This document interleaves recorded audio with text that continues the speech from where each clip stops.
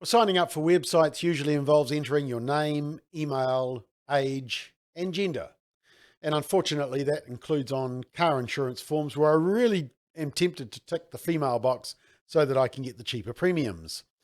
Now, I don't have a problem with giving my gender because I assume it helps businesses cater better to the two genders. Whoops, I said two genders. Bob, there are not two genders. There are actually 50 to 60 genders and counting. There is no limit. But the problem is that because most businesses have figured out for the last couple of thousand years that you're born either male or female, then Houston, apparently, we have a problem.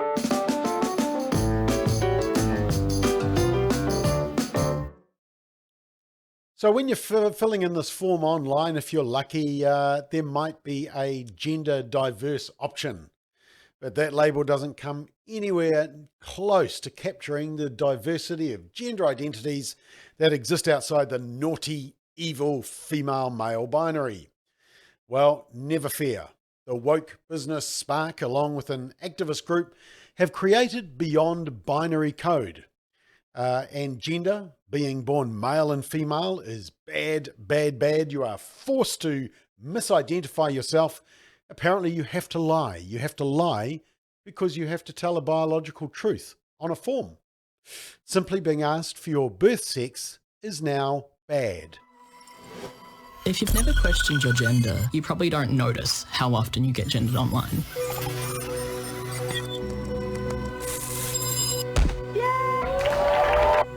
But as a non-binary person, it affects me every single day.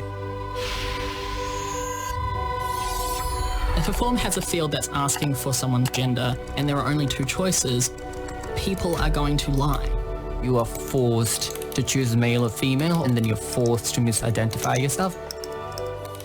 Well, never fear, Spark don't keep you waiting on hold, do they? So they have so much spare time, so they've developed a resource so other woke businesses can copy-paste this customizable HTML code into their website to collect data in a more inclusive way. Binary is a piece of code that can be added to any website, rewriting the internet to be more inclusive.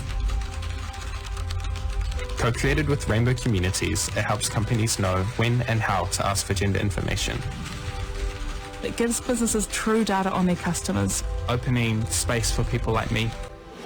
When I go on a website and they do have an option for non-binary and the gender field is optional, then I feel seen. It's really cool when businesses do hold space for people like us. It just allows people to be themselves.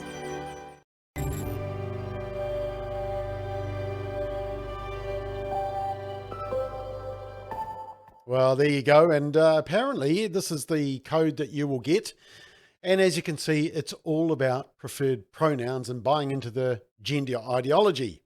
According to the activists, the project is an example of how businesses can enact deep listening and be open to what you can contribute to a particular movement. So it's not to fact or reality, but a particular movement. Now, to add to the confusion, StatsNZ, which is the government statistician who we've blasted on McBLOG previously about their data reporting, have just updated recommendations on statistical standards for collecting gender data. Have a look at this. Following public consultation with gender identity activists and probably no one else, and definitely not paediatricians, StatsNZ found that the way we collect gender data in New Zealand doesn't reflect the true diversity of gender identity in Aotearoa. Never mind the need for accuracy in biological differences. And so here's this convoluted map of how they figure out what they collect, how they should collect it, and why they should collect it. And remember, of course, the politicians can't figure out gender for birth certificates either. Now, the US Institute of Medicine hosted a conference entitled Sex-Specific Reporting of Scientific Research. It was sponsored by the Office of Research on Women's Health of the National Institutes of Health. And the workshop explored the need for sex-specific reporting of scientific results. And this is what it said. It said this: there is a great need to identify biologic and physiologic differences between men and women and to understand the implications of the differences for diagnosis and treatment. For example, more women than men take antidepressants. Women respond more slowly and less likely to achieve an optimal response to treatment for depression, and women are more likely to stop using the medication because of adverse events. There are many other examples of differences that are not fully understood. Female athletes, especially those in contact sports, sustain a higher percentage of concussions during play than male athletes do. Transplantation of donor organs from females is less successful than transplantation from males. Many diseases place a heavier burden on women than on men. For example, heart disease, cancer, rheumatoid arthritis, lupus, and osteoporosis. However, treatment guidelines are based largely on data on men. Sex-specific reporting helps to define the most appropriate population for treatment and to determine whether benefits or harms differ by sex. Exactly. I mean, how do we figure out the gender pay gap if we can't quite nail down the gender? But never mind that, with the help of Stats NZ and with our virtue signalling friends at Spark, we can mask the data, mask the truth, mask the biology, but be real woke. Ironically, in all of this, I was looking at the latest Genderbread person, which is up to version 4, and which demonstrates everything you need to know about gender identity, gender expression, anatomical sex, attraction. It's all very exhausting. But note how identity or expression or sex point towards either womanness or manness, femininity or masculinity, femaleness or maleness. In other words, the binary. Male and female. That's the way the cookie crumbles. And another classic example was Royal Dutch Airlines got into a pickle a few years ago when their social justice message backfired. It showed rainbow seatbelts captioned, "It doesn't matter who you click with." But people complained that the promo only represented two genders, not others. You just can't win. And somebody commented that the only way to survive a crash is to buckle up. Male and female, which ironically is true as well.